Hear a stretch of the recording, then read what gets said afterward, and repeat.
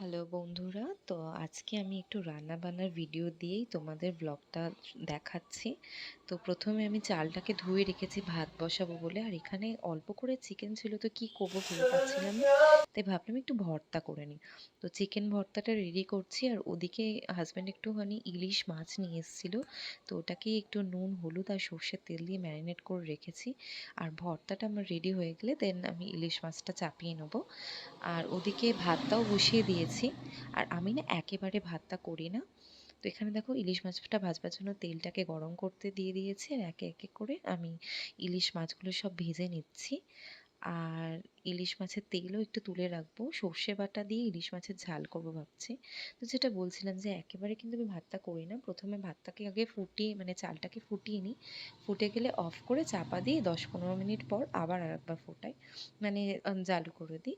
তাহলে ভাতটা হয়ে যায়, এতে গ্যাসেরও সাশ্রয় হচ্ছে, আর তাছাড়াও ভাতটাও বেশ ঝরঝরে হয়। তো রান্না বান্না সমস্ত কিছু সেরে নিয়ে সমস্ত কাজকর্ম সব কিছু কমপ্লিট করে এখন আবার চলে যাচ্ছে ছেলেকে স্কুল থেকে আনতে।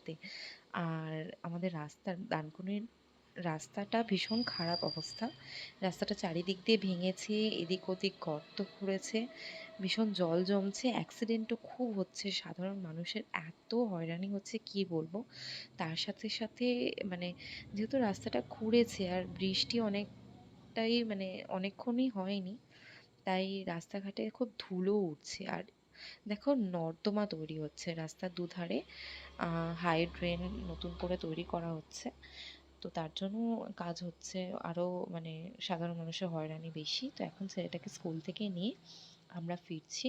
তো এখানে আমার হাজব্যান্ড কি করবে, মানে রাস্তা যেহেতু খুঁড়েছে, তো এই বাজে রাস্তা দিয়ে না গিয়ে একটু শর্টকাট নিয়ে নিচ্ছি, যাতে করে আমাদের বাড়ি যেতে দেরি হলেও যেন একটু ফাঁকায় ফাঁকায় যেতে পারি, জাম রাস্তায় দিয়ে যেন যেতে না হয়। আর বাড়ি পৌঁছে খাওয়া দাওয়া সেরে কাজকর্ম সমস্ত কিছু সেরে ছেলেটাকে টিউশনে পড়তে দিয়ে এখন আমি আর আমার হাজব্যান্ড বেরিয়ে গেছি পুজোর একটু শপিং করতে। তো ডানকুনি থেকে এখন আমরা যাচ্ছি ওই বড়নগর, পেরিয়ে গেছি আমরা। তো ওখান থেকে না, সরি, বড়নগর পেরোয়নি, বড়নগর মেবি এই জায়গাটা বড়নগরই বলে। তো যাই হোক গে, তো ওখান থেকে দেখো আমরা চলে এসেছি একটু জুডিওতে দুর্গাপুজোর শপিং করব বলে।